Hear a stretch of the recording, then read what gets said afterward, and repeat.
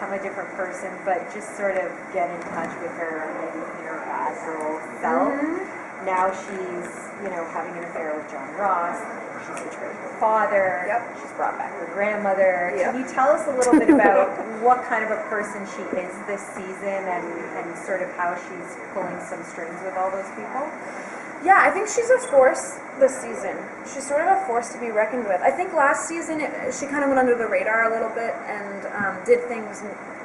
I mean, not that she's out in the open about everything, but she's definitely finding her wings in a sense. She's finding her power, and I don't think she goes about it in the most moral sense.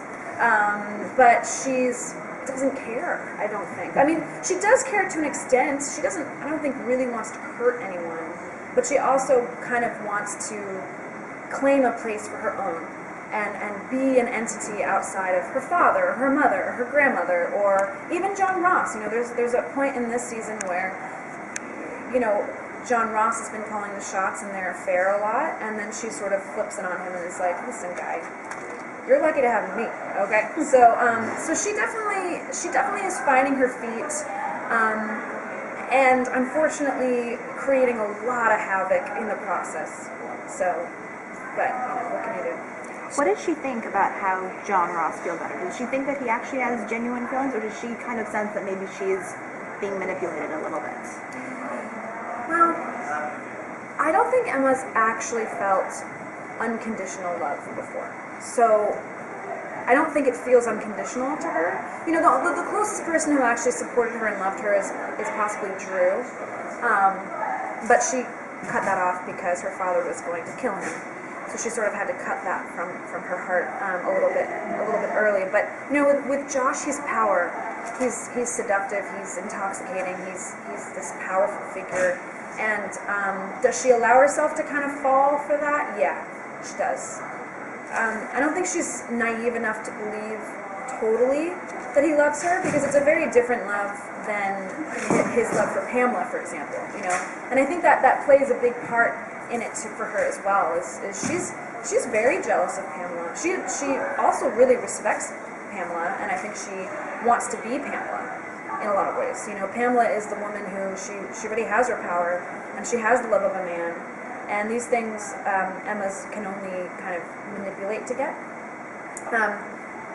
It's a tricky line. She kind of falls a little bit and allows herself to believe certain things, as we all do, and then she does have a big crash around that. Yeah. Now that she's kind of joined the Ewing family, who is she really interacting with and befriending in the household? Pamela. Keep your enemies close, right? She's befriending Pamela. Yeah, she and Pamela become friends. I think that outside of the John Ross thing, there is an actual connection there. They're both damaged girls with daddy issues, really. So they can relate to each other on that level. And again, on Emma's side, I think it's much more innocent on Pamela. I think Pamela actually just genuinely likes Emma's company and thinks that she's fun. But I think Emma obviously has her own sort of things going on around that. But outside of that, she's sort of a loner, really. She's alone. She's such a lonely character. It's so funny because whenever I get these scripts and Emma will do something outrageous and you're like, oh God, everyone's going to hate me. How in the world am I going to come back from this? But then I remember, she's coming from a place of, severe loneliness. She doesn't have a lot of role models. Even her mother, Anne is a role model for her, but, in this season there's a lot of things going on with Anne that don't pertain to Emma, necessarily. And so she's kind of just wandering around, trying to figure out who loves her and how to be a woman and how to be a strong presence in this world without having all these strings attached to her. And that can be a little bit lonely. So she's kind of a little bit of a nomad. It's like her father, her grandmother, or Pamela, or John Ross is who she sees most of the time. Does she feel any guilt over her affair with John Ross since she is friends with Pamela? Or do they just go shopping for clothes and it's no big deal? That happens, yeah. I don't think that she feels guilt until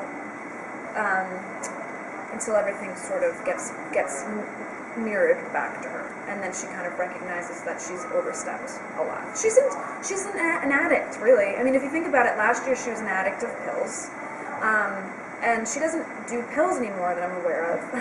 but she is an addict still. Like she's addicted to power, and I don't think that in the pursuit of that, when you're an addict, you really even think about other people's feelings, and that's kind of one of the reasons addicts are addicts, and why it's hard to be around addicts is because they don't. Not that they don't care about your feelings, but they don't even take it into account because they're so focused on their goal or their addiction. And it's the same with her. So until it comes to sort of a place where it gets thrown back in her face, does she realize that, like, oh, right, this is bad. This is not okay. How aware is she